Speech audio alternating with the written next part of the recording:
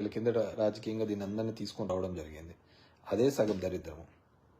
వెంకన్న దగ్గరికి దేవునితో రాజకీయాలు పెట్టుకొని ఆడడం అంత దరిద్రం ఇంకోటి ఏమీ ఉండదు.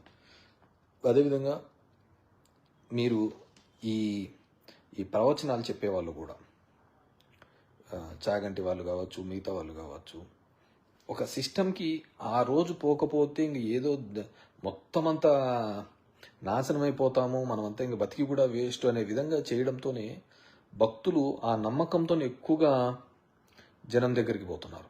గుళ్ళకి అదే రోజే వెళ్ళాలని. ఇప్పుడు పుష్కరాలు జరిగింది, ఆ రోజు ఏంది, ఆ రోజు పోతేనే, ఆ పుష్కరాల్లో జరిగితేనే మనకు ఇంకంతా ఎక్కడ లేని పాపాలన్నీ పోతాయి, ఎక్కడ లేని పుణ్యాలన్నీ వస్తాయి అని చెప్పేసి ఆ రోజు వెళ్ళడంతోనే ఆ రోజు ఆ విధి జరిగింది. ఇప్పుడు కుంభమేళా జరుగుతుంది. కుంభమేళలో దగ్గర దగ్గర 40 కోట్ల మంది వస్తారని చెప్పేసి మన దాంట్లోనే అంతో ఎంతో క్లీన్లీనెస్ కానీ సెక్యూరిటీ కానీ మెయింటైన్ చేసేది ఏంటంటే మన దాంట్లోనే. ఇక్కడే ఇబ్బంది ఉంటే ఇంక అక్కడ అసలు వాళ్ళు మెయింటైన్ కూడా చేయలేరు.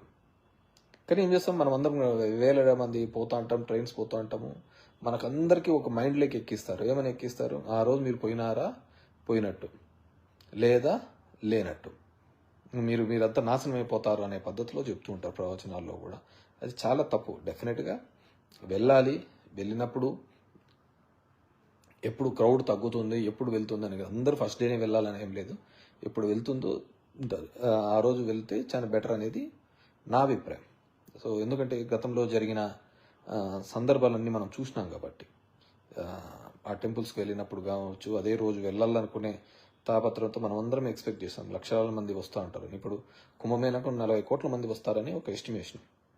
సో మనం డే 1 వెళ్ళాలనుకుంటే ఆ రోజు ఖచ్చితంగా ఇబ్బంది పెడుతుంటారు. మళ్ళీ లాస్ట్ చివరిలో అనుకో మేళ అంతా అయిపోతుంది కాబట్టి ఇంకప్పుడు విపరీతం అంటారు. సో ఎప్పుడో వెళ్ళండి, చేయండి. And I request AP government to make an act. ఒక చట్టం తీసుకొని రండి. ఇలాంటి భవిష్యత్తులో మరిన్ని జరగకోకుండా ఆగాలి అంటే ఒక బలమైన చట్టం, ఒక భయం పుట్టించే చట్టం. ప్రజల యొక్క ఆరోగ్యాన్ని, అదేవిధంగా వారి యొక్క ప్రాణాలని నిలబెట్టలేనంత ప్రభుత్వాలు ఉండి స్టే కదా. సో ప్రభుత్వం ఉన్న తర్వాత ప్రజల యొక్క మానవ ప్రాణాలు కాపాడాల్సిన బాధ్యత, వాళ్ళకు ఒక నమ్మకం కల్పించాల్సిన బాధ్యత ప్రభుత్వాలది.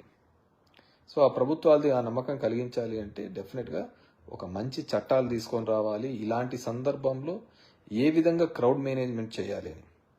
అదేవిధంగా తిరుమల తిరుపతి సంబంధించి నేను రాజకీయాల గురించి పెద్దగా చెప్పదలుచుకోలేదు, కానీ ఎవరైతే దీంట్లో ఈ ల్యాప్సెస్లలో ఉన్నాయో వాళ్ళలో దీంట్లో